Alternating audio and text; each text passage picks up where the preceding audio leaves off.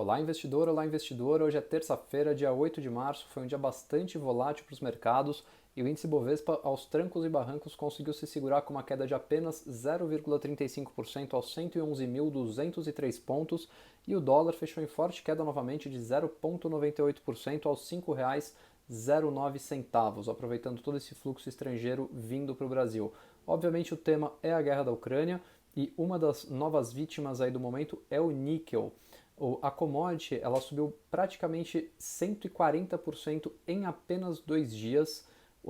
A Rússia é uma produtora da commodity, mas o que acontece no mercado, nesse momento de crise, a gente vê todas as commodities subindo de maneira bastante acentuada e descobriu-se então que alguns traders de commodities, e principalmente um dos maiores produtores do mundo, a empresa chinesa, estava shorteada no ativo, ou seja, estava apostando numa queda adicional do níquel e aí foi pega de calça curta quando o mercado começa a subir, ela sai correndo para fechar as posições, toma aquele prejuízo enorme, mas o que é muito importante disso, a Bolsa de Londres, que é onde o níquel é negociado, a London Metal Exchange, que é uma bolsa de mais de 140 anos, ela simplesmente teve que suspender todas as operações da commodity porque saiu totalmente do controle.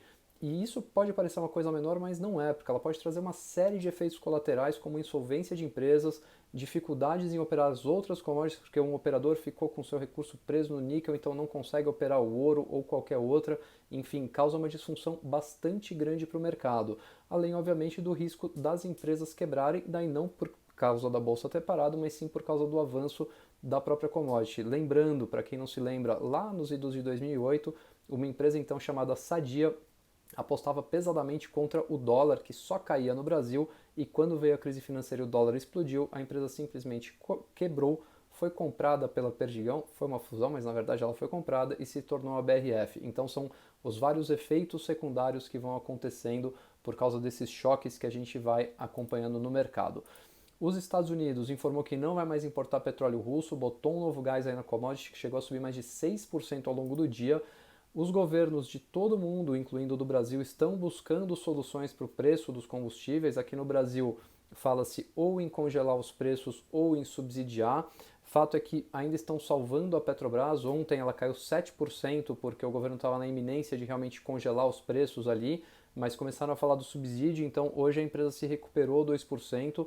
Também é uma empresa que vem mudando de forma significativa aí nos últimos anos e vem resistindo aí a todas as tentações do governo de uma hora acabar interferindo no preço. A grande verdade é que o governo está numa sinuca de bico, porque ou ele interfere nos preços da Petrobras, ou ele vai ter que subsidiar e gastar muito dinheiro, porque obviamente ninguém vai aguentar pagar gasolina 7 ou 8 reais. Então é uma situação bastante delicada.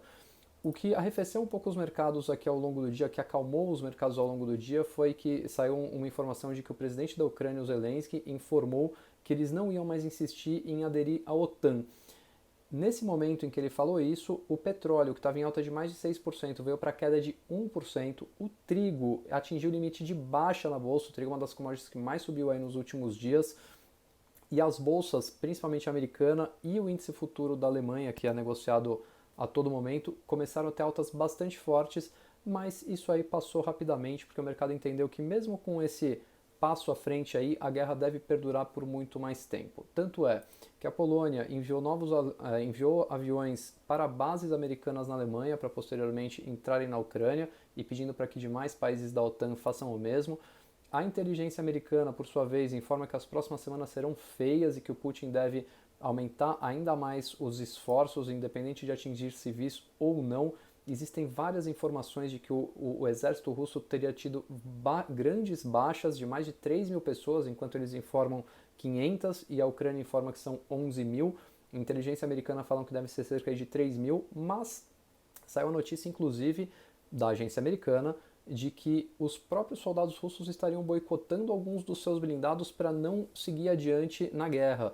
E o fato mais marcante aqui do momento é aquela coluna que tenta chegar em Kiev há mais de uma semana e simplesmente não avança. Então, o medo agora do mercado e das pessoas de maneira geral, obviamente, é de que o Putin intensifique e tome ações muito radicais para ir para um tudo ou nada.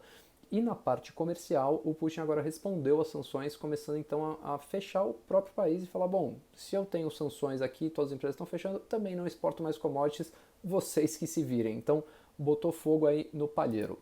A gente teve aqui falando de empresas um movimento aí bastante dispar do mercado, muitas ações em alta e muitas ações em queda, não foi nada em bloco e muito pelo contrário, a ação, por exemplo, da PetroRio, que chegou a subir mais de 6% hoje, foi para o campo negativo a 1,5%, depois foi fechar em alta de 1,5%, enfim, a gente viu uma bagunça danada hoje, mas de maneira geral, o que a gente notou foi que as empresas de commodity realizaram de maneira mais forte, com a Vale sendo o principal expoente aí, caindo 4,39%, a Petrobras subiu 2%, mas as demais de commodities também caíram bastante, enquanto as empresas mid e large caps, que sofreram muito ontem, com uma loja Sender, por exemplo, caindo 8%, hoje elas se recuperaram de maneira mais significativa. Dando exemplo da própria Renner, subiu mais de 6% no dia de hoje. Então, hoje foi um dia que, ao contrário dos anteriores, o índice Small Caps, que representa muito mais as empresas aqui ligadas à economia doméstica, subiu 1,23%, enquanto o nosso índice Bovespa caiu 0,35%.